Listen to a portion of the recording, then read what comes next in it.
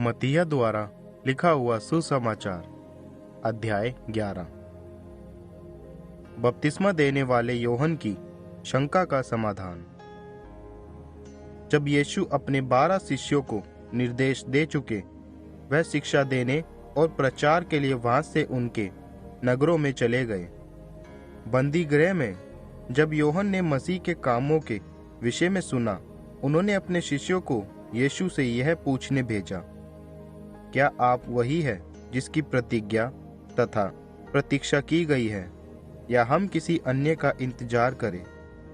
यीशु ने उन्हें उत्तर दिया, जो कुछ तुम देख और सुन रहे हो, उसकी सूचना योहन को दे दो। अंधे देख पा रहे हैं, लंगड़े चल रहे हैं, कोढ़ के रोगियों को शुद्ध किया जा रहा है, बहरे सुनने लगे हैं, मरे हुए दोबारा जीवित किए जा रहे हैं, तथा कंगालों को सुसमाचार सुनाया जा रहा है। धन्य है वह जिसका विश्वास मुझ पर से नहीं उठता। जब योहन के शिष्य वहां से जा ही रहे थे, प्रभु यीशु ने भीड़ से योहन के विषय में कहना प्रारंभ किया, तुम्हारी आशा बंजर भूमि में क्या देखने की थी? हवा में हिलते हुए सरकंडे को? यदि यह नहीं तो फिर क्या देखने गए थे? कीमती वस्त्र धारण किए हुए किसी व्यक्ति को? जो ऐसे वस्त्र धारण करता है, उनका निवास तो राजमहलों में होता है। तुम क्यों गए थे? किसी भविष्यवक्ता से भेंट करने? हाँ, मैं तुम्हें बता रहा हूं कि यह वह है जो भविष्यवक्ता से भी बढ़कर है।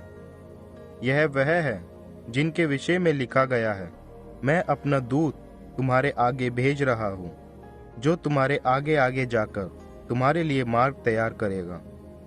सच तो यह है कि आज तक जितने भी मनुष्य हुए हैं, उनमें से एक भी बपतिस्मा देने वाले योहन से बढ़कर नहीं, फिर भी स्वर्ग राज्य में छोटे से छोटा भी योहन से बढ़कर है। बपतिस्मा देने वाले योहन के समय से लेकर अब तक स्वर्ग राज्य प्रबलता पूर्वक फैल रहा है और आकांक्षी उत्साही व्यक्ति इस पर अधिकार कर रहे हैं। भविष्यद्वक्ताओं तथा व्यवस्था की भविष्यवाणी योहन तक की ही थी। यदि तुम इस सच में विश्वास कर सको तो सुनो, योहन ही वह एलिया है जिनका दोबारा आगमन होना था। जिसके सुनने के कान हो वह सुन ले। इस पीढ़ी की तुलना मैं किससे करूं? यह बाजारों में बैठे हुए उन बालकों के समान है जो पुकारते हुए अन्यों से कह रहे हैं, जब हमने तुम्हारे लिए बांसुरी बजाई तुम ना नाचे, हमने शोक गीत भी गाए फिर भी तुम ना रोए। योहन रोटी नहीं खाते और दाखरस नहीं पीते थे, इसलिए लोगों ने घोषणा की, उसमें दुष्टात्मा है। मनुष्य का पुत्र खाते पीते आया और उन्होंने घोषित कर दिया, अरे वह तो पेटू और पियक्कड़ है, वह तो चुंगी लेने वालों और अपराधी व्यक्तियों का मित्र है। बुद्धि अपने कामों से सही साबित होती है। झील तट के नगरों पर विलाप। यीशु ने अधिकांश अद्भुत काम इन्हीं नगरों में किए थे, फिर भी इन नगरों ने पश्चाताप नहीं किया था। इसलिए यीशु इन नगरों को धिक्कारने लगे। धिक्कार है तुझ पर कोराजीन, धिक्कार है तुझ पर बेतसैदा। ये ही अद्भुत काम यदि सोर और सीदोन नगरों में किए जाते तो वे विलाप वस्त्र पहन, सिर पर राख डाल कब के पश्चाताप कर चुके होते। फिर भी मैं कहता हूँ, सुनो, न्याय दिवस पर सोर और सीदोन नगरों का दंड तेरे दंड से अधिक सहनीय योग्य होगा। और कफरनहूम क्या तू स्वर्ग तक ऊंचा किए जाने की आशा कर रहा है? अरे, तुझे तो पाताल में उतार दिया जाएगा। क्योंकि जो अद्भुत काम तुझ में किए गए, यदि वे ही सोदोम नगर में किए गए होते तो वह आज भी बना होता। फिर भी आज जो मैं कह रहा हूँ उसे याद रख, न्याय दिवस पर सोदोम नगर का दंड तेरे दंड से अधिक सहनीय योग्य होगा। सरल हृदय लोगों पर ईश्वरीय सुसमाचार का प्रकाशन।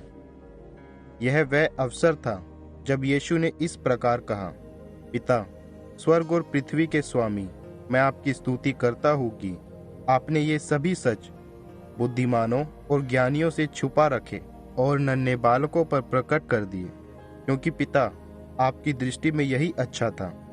सच है पिता, क्योंकि इसी में आपको परम संतोष था। मेरे पिता द्वारा सब कुछ मुझे सौंप दिया गया है।